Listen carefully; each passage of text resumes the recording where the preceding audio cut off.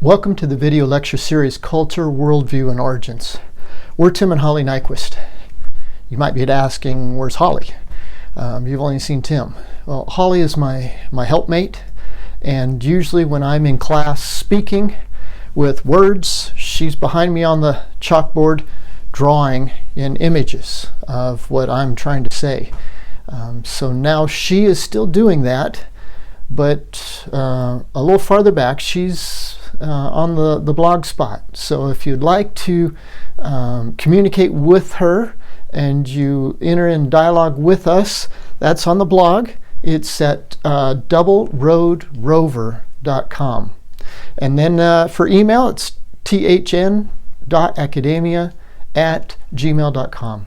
Today we're looking at culture and how culture influences the way we think. Now, a lot of people think of culture maybe in a lot of different aspects of it, but I'm just looking at culture from a teaching point of view, a academic thinking point of view, which according to like Bloom's taxonomy, he lists education or puts education into three different domains, one being the affective, the emotional domain, one the psychomotor domain, which is the developing skills that are required in school, and the third one is the cognitive domain.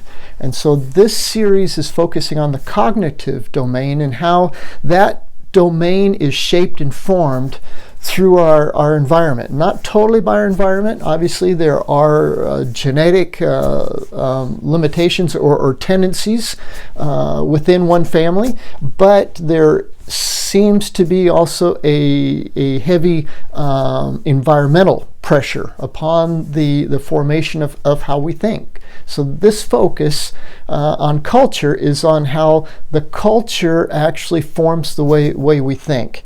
And what that does is that if I go to another culture to teach, I have to understand the way they think. Otherwise, my teaching might not correspond to the way of their learning. And that's what this series is about on culture.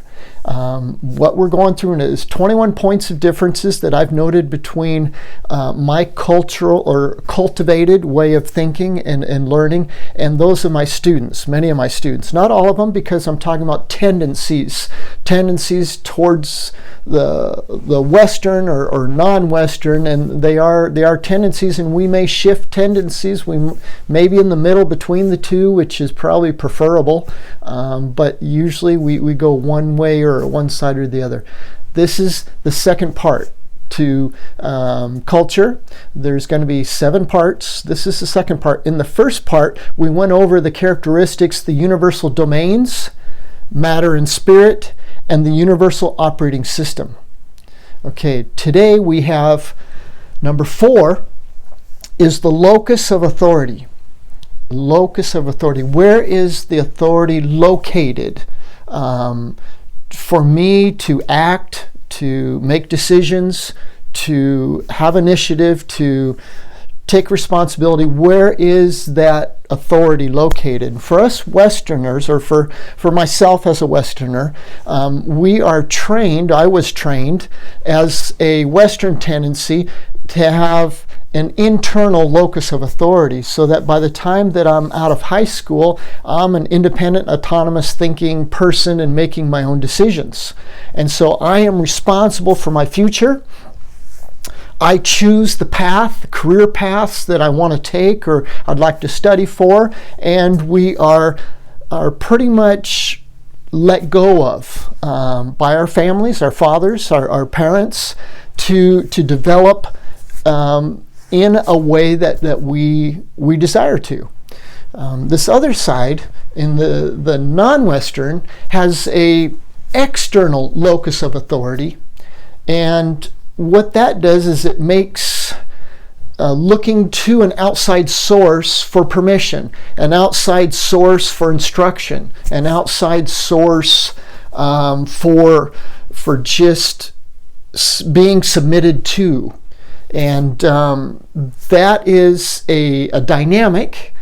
These two are dynamics that really affect the educational environment. Because if you have students that are of a real non-Western tendency, they might be withdrawn, they might be more quiet, they might be just less motivated to take initiative or responsibility.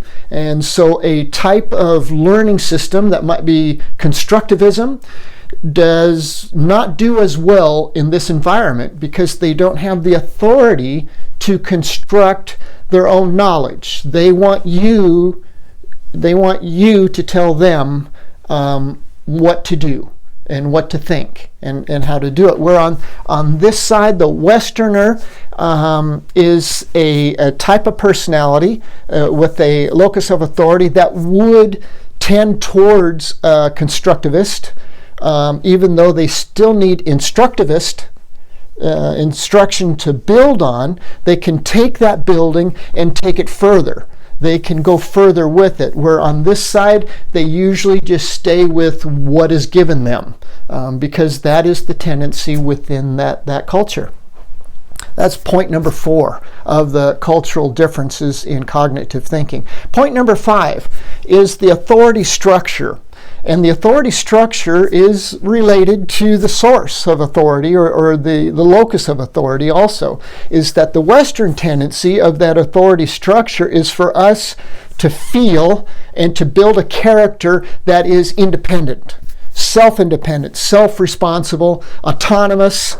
And this last one that's listed is kind of a result, is that we as being autonomous individuals within a school system or society, the only thing that holds us back from being whatever we want to be, do what you want to do, be all you can be, is to compete for that higher range on the ladder. So we are stepping up the ladder to beat others, and we're climbing up the ladder, which then kind of generates a character or a quality of competitiveness, which we foster in the classroom, competing against students and other students for homework, for projects, for grades, for just awards, for doing things. It's a competitive nature that is cultivated. Whereas on our non-Western tendency, it's other dependent. It's not centered on me. It's centered on the community. It's centered on my family. I might even be studying because my father told me to, that I'm studying this career not because it was even my choice, because I didn't feel I had a choice. I just, they said this is the best career for the family, and that I should study this, and that when I get done and graduate, then I go back and I work in the family business. I support the family through the revenue that's generated. So in other words, it has a tendency, what non-Western tendency of the authority structure is, I am submissive, I am under the authority of the community, of the family. And so it's very community orientated, and it's not competitive, it's cooperative. And so the students in the classroom don't thrive on competition, they thrive on cooperation. And that again it lends to a type of class environment where you're not trying to separate them through competition, you're trying to unite them through cooperation. And so what they thrive on are projects, even homework assignments and sometimes tests, done together in groups, 3 to 5 people, and they'll just take their desks and boom, it's the aisles are gone, and they are just studying in a group atmosphere. Where on this side again, in the classroom, the autonomous competitive structure, there's usually desks are separated, there's neat rows, and each person in his personal space is doing his personal homework and his personal project, trying to achieve the highest grade. And so that is what 2 different perspectives of the classroom would look like or could look like depending on the culture of the students that you're teaching, the majority culture. And obviously I had a mixture, but I had a majority that were a certain tendency. But there's always some that were of a different tendency. Okay, point number 6. Point number 6 is space. And kind of like, space? Okay, so what? Space. Well, our Western tendency is that space exists and that space is important to us. When we're socializing, we have 3 feet of space, personal space around us. And so we do not, when we're socializing with even friends, close friends, we're within 4 to 5 feet of each other, speaking and joking and or exchanging ideas or what. And so that is our space. It's separate, it's private, and it exists, about 3 foot of it around us. Unless there's a certain virus type going around, then it might be expanded to 6 to 8 feet. Okay, on the other side, space doesn't really exist. And if it does exist anyway, it's all public and it's common space. Okay, the commons. And how does that operate? What's that look like in a culture?